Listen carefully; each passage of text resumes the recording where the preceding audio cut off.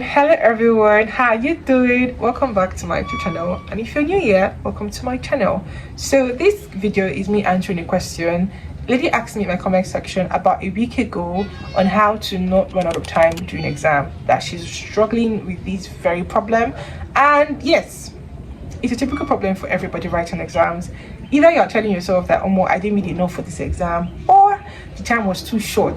It's just one thing or the other that would basically tell you there was no time. And you know, time is the ultimate currency.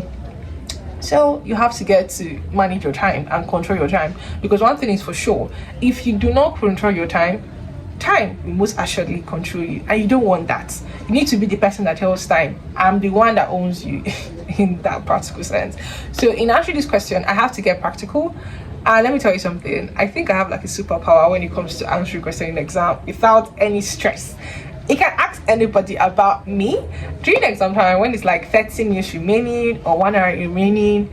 This be like me, I'm already done writing. I don't even know how I used to do it.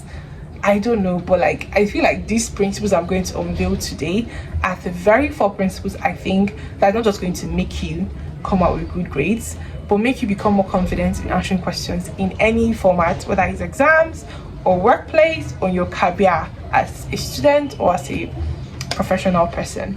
So the first thing I'll tell you is, please read extensively, master the material inside out. That is the best way, and one of the most important way that will significantly change your grades, like in the very best way, to be honest.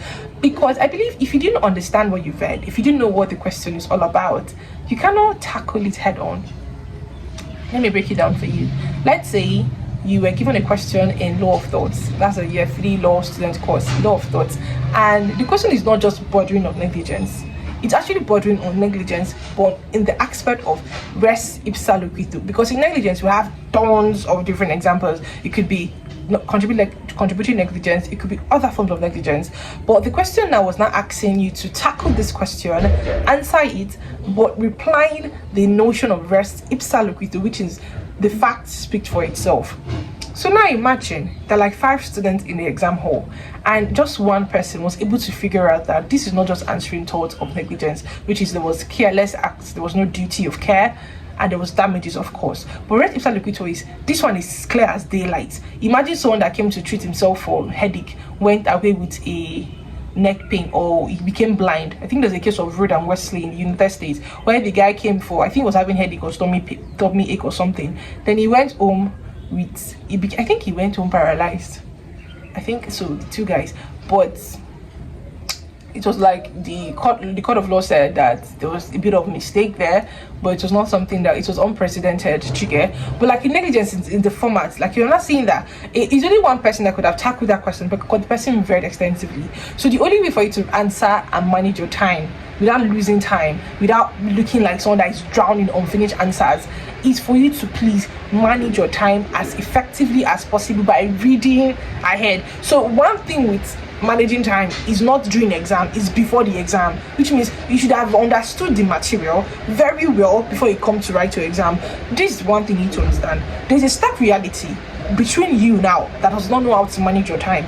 You will never be able to see the light of day when it comes to your knowledge. It never can come to the light of day. Why? Your knowledge, for your knowledge to be harnessed to the largest and the brightest form, for people to understand that you are made for greatness, they need to see you're great. Your result needs to show that it is glaring. This person has been writing exams, excelling very well. But if you don't know how to manage your time, you can't come out best, because you need to finish your answers to get the A's, to get the B's.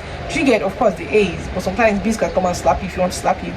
So please read as much as possible. Read extensively. Read. Don't just read once. Your peers might read once and they can retain to exam. If you know yourself, like you need to read about 3 times, 4 times to tell your short-term memory that please remove that thing there to the long-term memory. This is for exam's sake.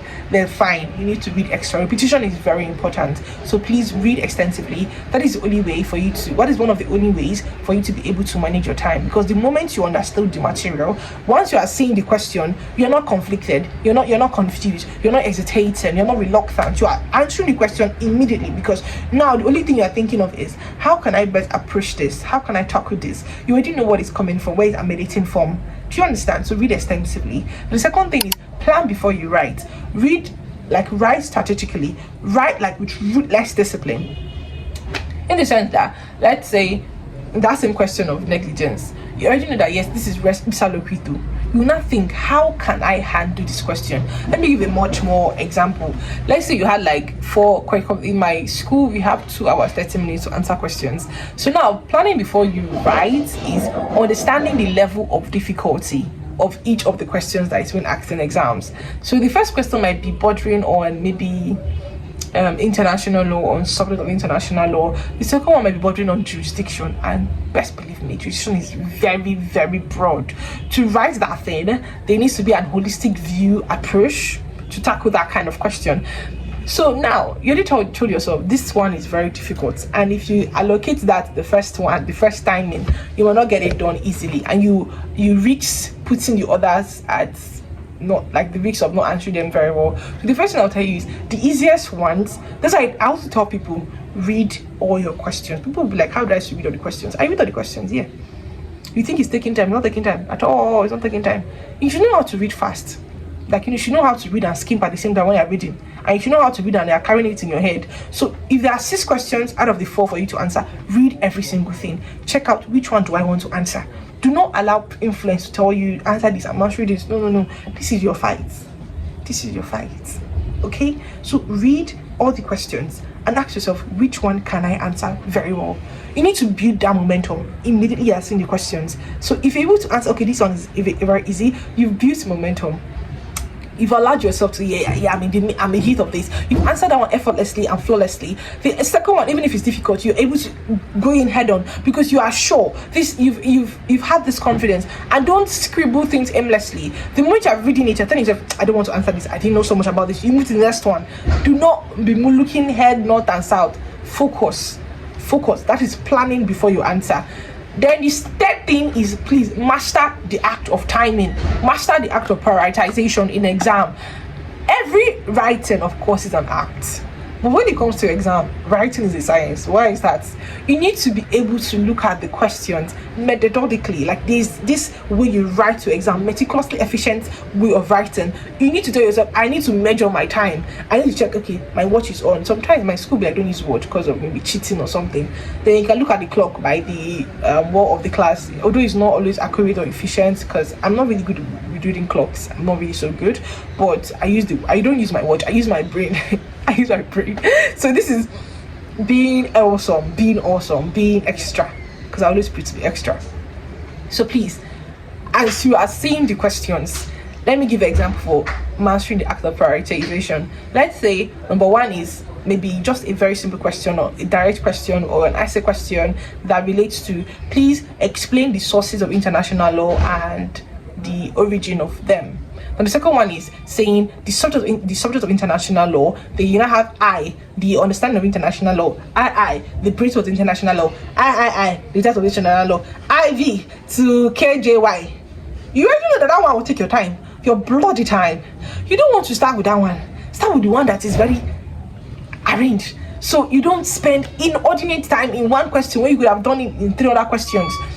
That is act of prioritization. You just say, okay, this particular number 1, I'm going to answer you first. Number 2, you want to kill me with parent questions, with children questions, you will number last. If there's a question number last. So please master the act. The timing should be very tactical. Like, you don't want to waste it.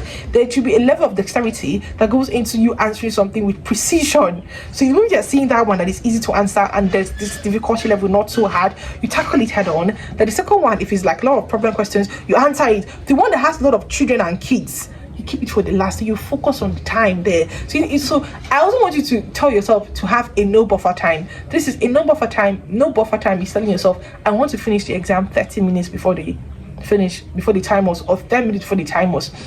It's going to help you. It will make you to ruthlessly write. Like, you'll be writing. Don't just write aimlessly, that is not the goal. Don't just be writing fast, please. Before you be writing nonsense. Because, and also note something, even if you maybe made a mistake or an error, I have made errors before in exams, and I don't like cancelling. It's all right. Just chill, breathe in and pause. It's normal. Everybody makes mistakes. Every single person. You're not perfect. Okay. So once you made a mistake or something, when you're answering these timeless questions, take a break and understand why that question was an error or something. Do you like let it go? You move to the next one. Then the last thing I'll tell you, the last and not the least, is please preserve your mind. A clear mind, a calm mind is a clear mind. And this is the subtopic. It says maintain psychological composure, and the only two things there is please pause and breathe. Pause and breathe. Don't just pause like slow breathing, shallow breathing. No, you pause. I've been in an exam hall before where I was sweating. Hey, I was sweating. I was going through a lot. I came out the highest. I had 80 in that exam. Not once, not twice. It's normal sometimes. You can make mistakes. I've been in the exam where I'm like, I didn't see this question. I didn't read for this question. But somehow, I was able to write to the point that I filled that hope. I even asked for extra sheet.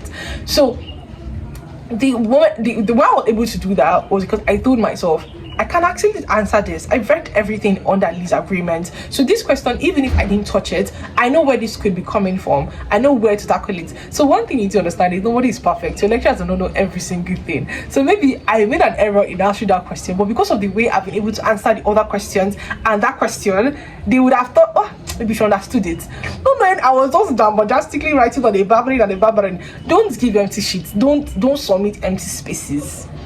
And also, very important tip, in answering questions very timelessly is giving yourself what they call signposting. Signposting is, I use red pen, blue pen, and ruler in exam. It's looking as I'm in a primary school sheet, but here's the thing. Give yourself bullet points. They ask you a question on maybe types of jurisprudence or types or the natural school of law. Talk about the school of laws. There are more than 6 school of laws. We have the natural law, positive, Marxist, realist. If you are just answering them, you're not showing the points. You're not making it clear. What you make you think say your lecturer when you look around for you? Like what's the audacity? So please use a ruler and pen or a red pen. You rule. Number 1, natural law. You explain. Give a grandeur explanation. Grandeur. Number 2, positive school. Every single thing has to be clear. There has to be a bit of like there's this stellar way of writing about you are legible. It's as if you are speaking to the lecturer. And please do not be giving yourself over grandiosity by writing too much. If your work you've been writing lengthy, convoluted words, and there's no answer, there's no relevance, it's not precise, be careful. Some lecturers, they don't like it. I know some of my lecturers, they'll tell you grow to the point. Give me something precise and relevant. If you cannot do that, don't write too many things. Verbosity without clarity is failure. The 3 L's in jurisprudence is law, logic, and language. So as you're writing the law, there should be a logical way to reasonify it. If there's no logical way, there should be a good way of putting your language in such a way that the person reading it can understand it. Please, don't just write because you want to write. Okay?